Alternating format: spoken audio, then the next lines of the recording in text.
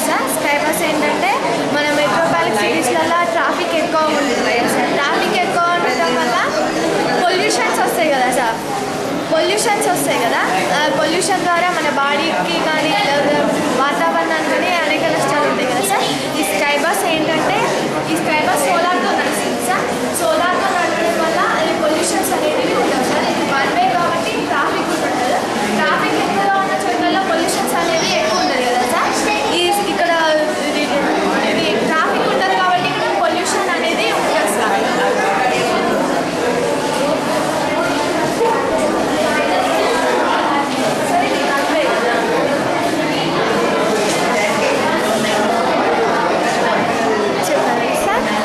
Pollution అనేది ఉండదు. దీని ద్వారా ఇదేంటంటే ఇట్లా లాస్ట్కి వచ్చేసిన తర్వాత ఇక్కడ ట్రాక్ చేంజర్ ఉంటుంది సార్. ట్రాక్ చేంజర్ అది అటు సైడ్ ఆటోమేటిక్గా బస్సు వచ్చేసి ట్రాక్ చేంజర్ పైన అవుతుంది. అయిన తర్వాత ట్రాక్ చేంజర్ పక్కకు జరిగి బస్ని ఆ ట్రాక్ పైన వదిలేస్తుంది సార్. మళ్ళీ అటు లాస్ట్కి కూడా ట్రాక్ చేంజర్ ఉంటుంది సార్. ఇది సిగ్నల్స్తో నడుస్తుంది అనమాట మొత్తం.